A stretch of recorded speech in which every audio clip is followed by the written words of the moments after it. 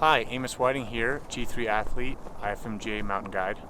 We're going to talk about extending your rappel and rappelling in a ski mountaineering situation. You're going to need a little bit of gear to accomplish this task. So our ski harness, typically some sort of lightweight harness, lots of models out there. Usually a preferred one that you can get in and out with your ski boots on. We need 3 locking carabiners. I really like these magnet carabiners. They don't freeze up as much in the ice. And we're gonna need a 48-inch nylon runner like this, as well as a hollow block or some sort of press-it cord. So the first thing we're gonna do is we're gonna open up our 48-inch runner here. I'm gonna pass this through my harness. 2 different places you can do it. You can go through your belay loop, or you can pass it through both of the tie-in loops. Both are acceptable, both equally strong. And I'm gonna girth hitch, passing one side through the other. I prefer to take the sewn side, pass it through like that. So I've got this extension. Then, a little bit less than halfway down, I'm gonna do an overhand knot, where I'm just gonna make one twist and pass this through like that to here. So what we have here is this is going to be my connection into the anchoring point with the locking carabiner, preferably my magnet carabiner.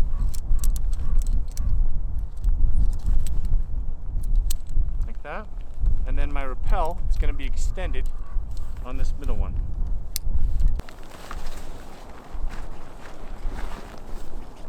As I approach the anchor, I want to have my skis and poles stowed away securely. I want to have my 48-inch runner around my neck or somewhere else that's really accessible. As I come in, I'm going to take it off. This is where I like the magnet carabiner. And I'm going to clip into the master point on the anchor. We want to make sure that the anchor is solid. There's a lot involved in that, but often I'm looking for some redundancy in soft goods. Once I've decided the anchor is solid, I'm clipped in here. My next move is to throw my ropes. Okay, I've passed one of my ropes through the anchor here and join them with a flat overhand knot. After that, I'm going to close the system in my ropes by tying barrel knots on the end of each rope. Now I butterfly coil them up.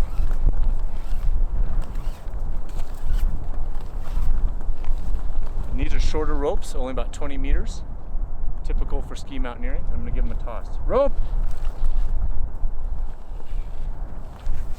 Same thing for the next one.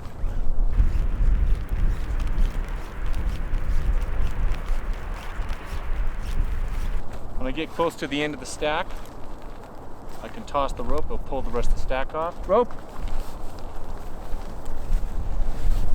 And now both my ropes are through. Okay, so my next move is I'm going to get my hollow block out. I've got a locking carabiner here and my hollow block or press-it cord. I'm going to clip the locking carabiner into my belay loop, open up my hollow block, clip it into there. Now I take both ropes and I'm going to wrap up towards the anchor, probably at least 4 wraps, maybe 5. Clip the other side in, lock it, and test to see if it holds. The way I'm going to do that is I'm going to slide up towards the anchor, lean back, and see it's holding me and it's not weighting my tether. Now, the next move, create some slack by pulling slack up from down below. Take my 2 strands here, put them through my rappel device.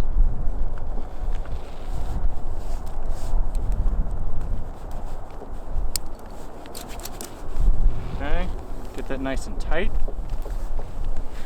And then bring my backup up as well. And once again, I'm going to test the system by leaning back here, making sure it holds with my tether being loose. I'm also going to let go of my auto block here so that I can see that it's truly holding me hands-free. My last move here before I rappel is to release this. I can clip this back into the same belay loop and off I go. To manage it, I hold both hands, lean back, slide down.